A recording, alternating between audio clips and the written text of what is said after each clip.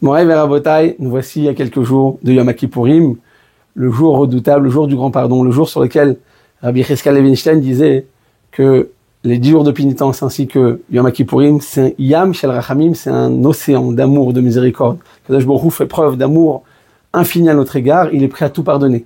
Tout pardonner à Rabotai sous une condition de regretter, de demander pardon et d'être sincère.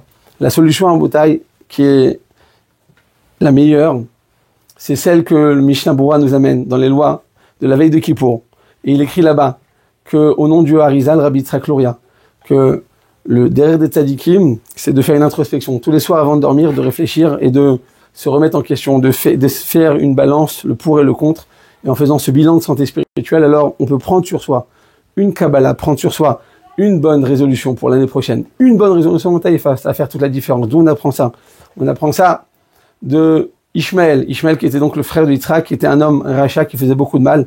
Et quand Abraham l'a chassé de la maison, de peur qu'il influence mal sur son fils Yitzhak, à la demande de Sarah, alors la Gemara nous dit que Asher ou Sham, il a prié, il était sincère, et les anges sont venus voir Hachem, ils disent écoute Hachem, tu peux pas le sauver, regarde ce que va faire Ishmaël, regarde ce que font les musulmans sur Am Israël de tous les temps.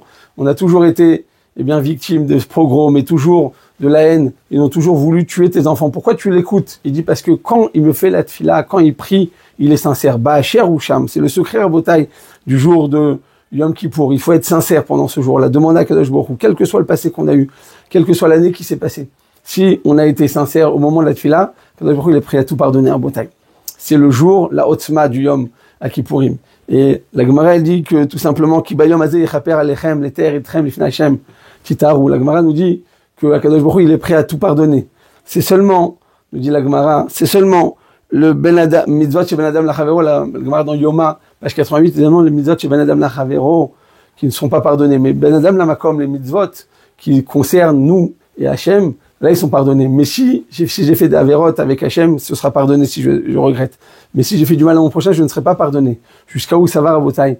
Bien, Rabbi Chaim Shmulevitz nous dit qu'en réalité, ça va de manière tellement loin que l'homme, il doit prendre conscience que si j'ai pas demandé pardon à mon prochain, selon le Maggid Mishneh, même les avérotes que j'ai fait avec Hachem ne seront pas pardonnés. C'est-à-dire qu'en réalité, on est obligé de faire ce travail sur soi, de faire ce travail, d'aller demander pardon, de réfléchir.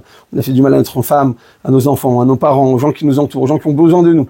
Et c'est ça, Rabotai, le secret le plus important, c'est de comprendre que, je suis obligé de travailler sur mes midot. Et si je demande pas pardon à l'autre, alors j'ai encore de la gava, j'ai encore de l'orgueil, et donc, Yom Kippour ne va pas être tout aussi bienveillant à mon égard. Et donc, Rabotai, je voudrais, Bezrat Hashem, voir avec vous. Qu'est-ce qu'on doit prendre sur soi? Alors, le Rav Shach, le Gdolador, à Bnei Brak, le Rosh Yeshivat Ponovitch, il a raconté comme ça, à quelques jours de Yom Kippour, il a dit, regardez, Rabotai, on veut tous faire tchouva. Est-ce que vous voulez écouter un conseil que je vous donne? Moi, une personne âgée, moi, une personne avec l'expérience âgée, est-ce que vous voulez écouter un conseil? Tout le monde était prêt à apprendre et à grandir et de prendre les plus grandes kabbalotes, les plus grandes résolutions. Il leur dit comme ça, si vous voulez faire tchouva, prenez sur vous de faire Birkat Hamazon sur le Sidour, de regarder le Sidour, de regarder à l'intérieur du livre de prière. Il dit pourquoi? Parce que quand on montre à Kadosh Baruch Hu notre bonne volonté, qu'on met les yeux sur notre Sidour, on regarde pas, on fait pas dans le téléphone, on regarde pas à droite à gauche, on fait pas toutes sortes d'allusions pendant Birkat Hamazon, on se concentre. Kadosh Baruch Hu dit mais en réalité cette personne-là, elle a changé, elle a pris sur elle une Kabbalah, si petite soit-elle, mais en réalité devant Kadosh Baruch Hu c'est énorme. Donc Rabotai, Ben Adam Lachavero, faire attention. Il faut être extrêmement vigilant, comme dit Rabbi Chaim Shmulevitz, c'est du feu. Deuxièmement, prendre sur soi une petite Kabbalah, comme regarder Birkat Hamazon ou regarder Asher Yatzar, dans les mots. Même si on peut faire ça toute la journée, mais au moins une fois dans la journée, être très sincère, et ça fait toute la différence. Enfin, Rabotai, je vous donne un troisième secret qui nous est livré dans la Gemara de Baba Kama, page 50, au sujet d'un homme qui s'appelait Nechunya Ish Chofer Shechin. C'est un homme qui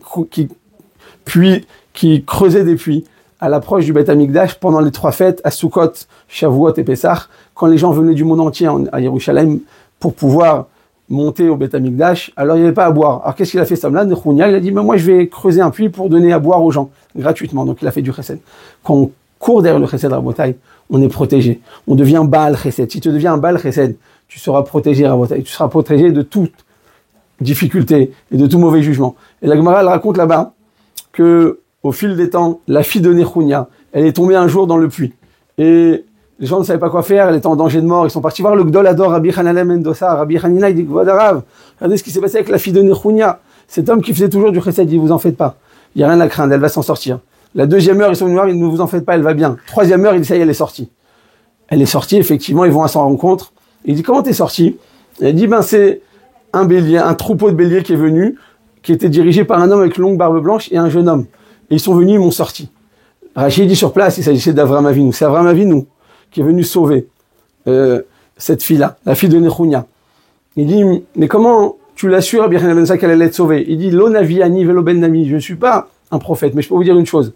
Il dit, Davar shinster bo tzadik, lo ikashlel bozaro. Un homme qui s'est investi dans quelque chose, alors il n'est pas possible que le bien qu'on a fait se transforme en mal contre nous. C'est-à-dire que quand on s'investit, finalement on ne fait que recevoir. Donc le meilleur conseil qu'on peut donner pour Yom Kippour, c'est de s'investir, de devenir un Baal Chesed.